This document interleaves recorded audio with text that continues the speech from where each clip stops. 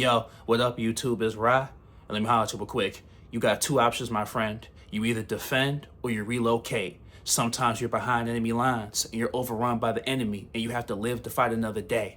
And there's no shame in that, and it doesn't mean and you're not weak for that. Some of the greatest warriors and soldiers have lost battles and they had to come and fight another day. There's no point in losing a battle you know that you can win later. There's no point in putting, because of your pride and ego, dying in a senseless war because you don't want to relocate and fight another day. Sometimes you got to retreat, and now it'll make you weak. If you know you're not strong enough right now, and you know that later you can gather your bearings and you can come back to fight, and you'll be prepared, then do that. But understand that if you have the option, you can fight with all your might. You can defend the homestead. You can continue to fight the good fight. Then keep going, keep striving. But I just want you to know that you're not weak for having to make that sacrifice. Say, I'm not strong enough right now, but I can be. There's no shame in that. That's being smart. That's being tactical. You being tactical. A lot of people will just run brute strength, brute force, without thinking, no planning, and they lose. When in reality, they could have won, but their anger, their pride got the best of them, and now they lost. There's no point in losing senseless just because for your pride. When you do that, you only doing it for your pride and your ego. And understand that you could win. You still could win, but just not right now. I know you want it now. I know you want it today. I know you wanted it yesterday. But sometimes we're not in a position to make that call. And the best call is to fight another day. And that's okay.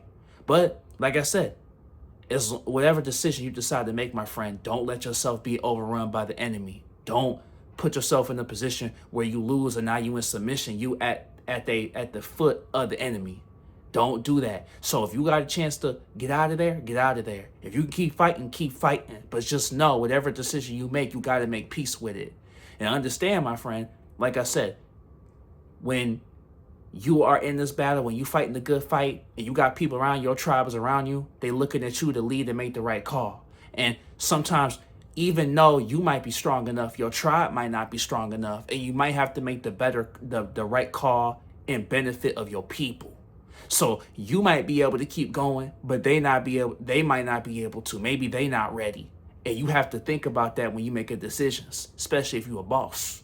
So understand that, when you come back, you're going to come back stronger. You ain't weak. Like I said, even some of the greatest, countries have lost wars, countries have lost battles, but that doesn't mean the war is over. Just because you lost the battle.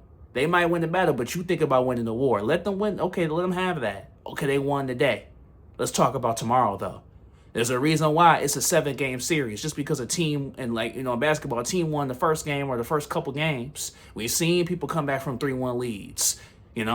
We've seen people come back and bridge the gap. So just because you lost today, don't let that disrupt your morale and your momentum.